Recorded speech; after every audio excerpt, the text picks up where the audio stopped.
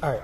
Our first CAS interview, they're very easy. It's just a chance one-to-one. If you have any questions that you don't want to ask in the room, or if you're stuck on anything, it just always gives us a chance to catch up in those areas. The first question I always ask is, do you have any questions? I have one particular question, Go yes. for it. And it's when you're submitting a photo for evidence, when you put in for the CAS reflections, what is expected to put in the description of these images? There's no expectations. I'll say with the pictures, it's additional support. Yeah. So if you were going for a run, let's say, and you took a picture of the track you went. I'm just using running because I like to run. And you took a picture of the track you were running on.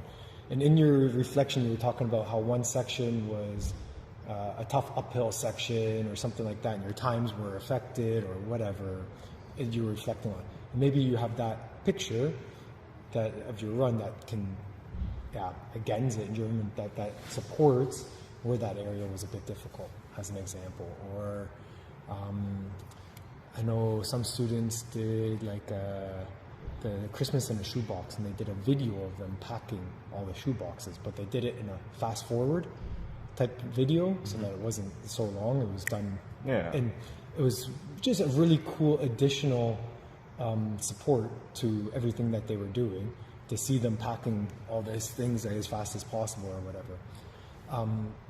And then in the description part, you can just say that, this supports this area, or this is why I added this picture, is because I felt it really showed or really captured this aspect. Oh, I see. Okay. So if you guys do your podcast or something and you have a picture of the whole setup, you know what I mean? You can say, I've written in my reflections how we set it up, but I think this picture just kind of captures where we are and what we do with it. I see. Okay.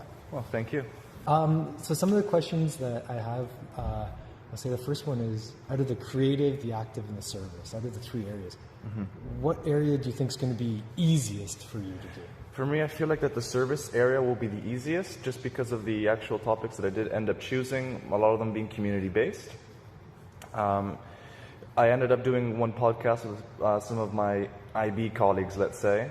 So then we have this service to post such a podcast to other people who may be also going through the same experience. I also took upon myself to do a bit of helping out on the acting club that we have here in school. So ended up being, let's say, service heavy on that perspective. Do you think is there any areas that are going to be difficult for you out of the creative service and all? I feel that in terms of difficulty, it will be I'm assuming, be creative and how to continue, let's say, my service in a new and intuitive way instead of just repeating the same thing over and over again. Now, I always say try to look at ways to build in if you have an area that's going to be harder, build it into something that you're doing that you enjoy. So I'll start with the first part. If you say the creativity might be a bit more difficult, I don't think it's going to be that difficult when I think of it, and I see, okay, your podcast, you say, is going to be service, or you see it as a service because you're sharing that information. But I also see some creativity when you get into the aspect of, okay, what topics are we going to talk about? I have to do all this. I'm doing research to come up with different ideas for the topics for the podcast. That's your creativity aspect. So the service isn't doing the research, that would be the creativity aspect. I'm trying to think, acting with the club example. I'm not saying you have to do this, but maybe you're doing the service by helping it, but maybe you go as to researching what type of games that can be brought to the club for the people to do, or what type of activities that you can share with them. So you're doing the research, so you're being creative of what you can bring as well. So you can tie in some of those aspects in there to what you're already doing. I don't know if you like to draw or write. I mean, even if you say, I'm going to keep a short little journal or something like that, that's also an aspect of being creative. Find something that fits you, that suits you, and then work it in there. And now as part of the second part, you said you don't want stuff to be repetitive.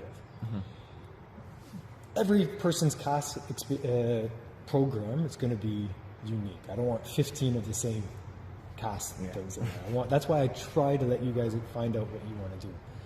Some people might have, over the 2 years, maybe 10, 15 different experiences, and they have, let's say they play tennis for 2 years. They're being active, but they do that for a longer period of time. And some people might have 50 different things in their manage back on experiences over 2 years. So some people do a lot of little things, and some people do less, but a lot longer. Does that make sense? Yeah. Both are fine. So it's not that you have to do a lot of little things, and it's not that you have to do just one thing over the whole 2 years. You have a choice to find out what works for you or how it works for you.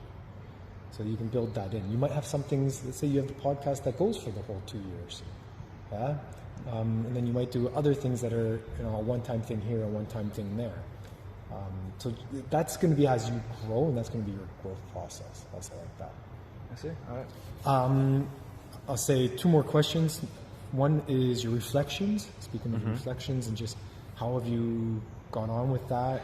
With the reflections, I've been getting on with it either at the end of the week. I have pretty much this time in CAS is an excuse to catch up if I haven't done it already. If not, I do it directly afterwards, and I'm so far keeping on track of things. And you find you've gotten a good routine? Yes, I'd say again. Good. Hopefully the process with the reflections is you'll see your growth over the 2 years. That's why I try not to give you guys an outline of what to write. Because again, I don't want to read the same thing from 15 different people. So I want you guys to develop how you guys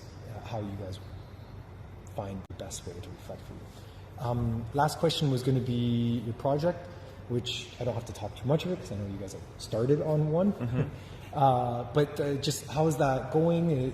Giving each person a role? So we initially started with giving people different roles, and we had a lengthy, say, planning process in the sense of we had to think about the actual software that we'll be using to record our podcast, who does what job in terms of things, and some things we don't really think about when doing a podcast, but keeping the flow of it, not having massive, let's say, silent breaks, what type of topics we're going to do, if we get any people involved, how can we make it interesting for people to tune in for like the full, let's say, duration of the podcast and not leave halfway.